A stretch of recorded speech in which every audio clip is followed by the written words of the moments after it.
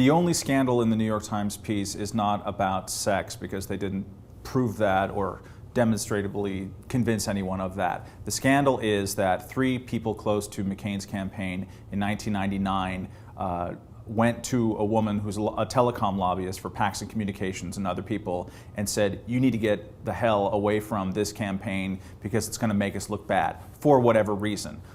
Some people say that it's the reason because of a romantic relationship, but everyone says that part of it is that she was walking around Washington bragging about her access to John McCain at a time when he was running as this big reformer, totally anti-lobbyist who could never be swayed by the iron triangle between lobbyists and campaign contributors. The Times put a whole bunch of historical information in there, which is true and not very well understood by the public, but also old, that McCain has a history of A, getting a lot of money from various lobbies, and B, doing favors for campaign contributors. So this is part of that context. Unfortunately, the sex angle of it, or the affair angle of it, distracts away from that and opens up the New York Times for a kind of attack. Interestingly, the Washington Post did a story, basically the same story minus the romance, and no one is responding to that or calling that a big smear, because it does hold up. 3 people from the McCain campaign told this woman to get lost. That's kind of interesting.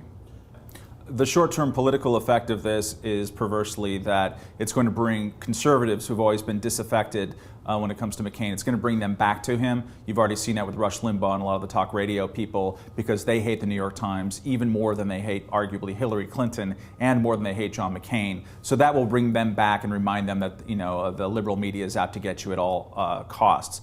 Among independents and Democrats, it will be interesting to see if this has any effect on their idea that he's some kind of super straight talker. In all of the newspaper endorsements of him on editorial boards, including the New York Times, they always talk about his honesty, his integrity, and the fact that he went after the lobbyists. So to the extent of which people think about that still, even though there's plenty of evidence to the contrary, then that might hurt him down the road. But I think since it's so much about sex, that people will just shrug their shoulders, because I don't think at the end of the day anyone really cares if people are cheating on their wives or not in presidential politics.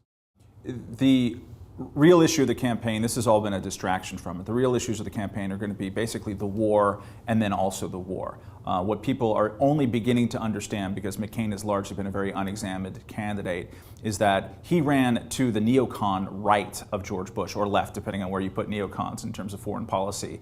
He has always advocated a policy of rogue state rollback, of preemptive war, 4 years before George Bush ever even considered it. He wants to drastically increase the size of the military, the scope of the military, and he wants to sort of draft, not in the compulsory way, but civilians to be part of this sort of transcendental fight.